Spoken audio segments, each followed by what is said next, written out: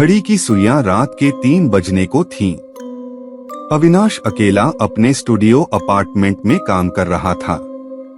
बाहर बारिश थिर-थिर कर रही थी, मानो कोई बेचैन आत्मा खिड़की खटखटा रही हो। अचानक कंप्यूटर की स्क्रीन बुझ गई। बिजली जाने की बात नहीं थी, क्योंकि कमरे में बाकी चीजें चल रही थीं। उसने एक गहरी सांस ली और रीस्टार्ट बटन दबाया। कुछ सेकंड बाद स्क्रीन जगमगाई, लेकिन उस पर जो दिखा उसने अविनाश का खून जमा दिया। एक टेक्स्ट फाइल खुली थी, उसमें काले अक्षरों में लिखा था, निकल जाओ। वह घबरा गया। ऐसा कैसे हो सकता है? उसने कुछ नहीं टाइप किया था। उसने जल्दी से फाइल को डिलीट किया, मगर स्क्रीन फिर से काली हो गई। इस बार जब जगी, वही फाइल खुली थी, इस बार 2 शब्दों के साथ, अब निकलो। अविनाश का दिल जोरों से धड़क रहा था। पसीना उसकी पीठ पर छलछला रहा था। उसने कंप्यूटर बंद किया और लाइट जलाने के लिए हाथ बढ़ाया, मगर बल्ब फट गया। कमरा अंधकार में डूब गया। अब सिर्फ बारिश की आवाज और उसके अपने तेज श्वास सुनाई दे रहे थे।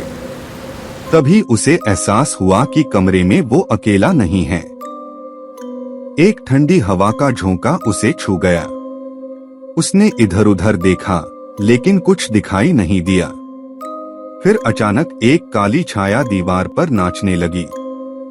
वो लंबी थी, मानवसी आकृति, पर उसके हाथ पैर अजीब से मुड़े हुए थे।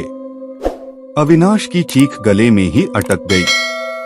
छाया दीवार से निकलकर उसकी तरफ बढ़ने लगी। हर कदम के साथ कमरे का तापमान गिरता जा रहा था।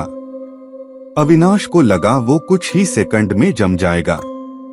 अचानक उसे अपनी दादी का बताया हुआ एक उपाय याद आया। उसने जोर से हनुमान चालीसा पढ़ना शुरू कर दिया। जैसे ही उसके होठ हनुमान चालीसा के शब्द बोलने लगे, छाया धीरे धीरे कमजोर पड़ने लगी। आखिरकार वो चीखती हुई दीवार में वापस चली गई। कुछ देर बाद बारिश थम गई और सूर्य की पहली किरणें खिड़की से झांकने लगी। अविनाश कंप्यूटर खोलने की हिम्मत नहीं जुटा पाया।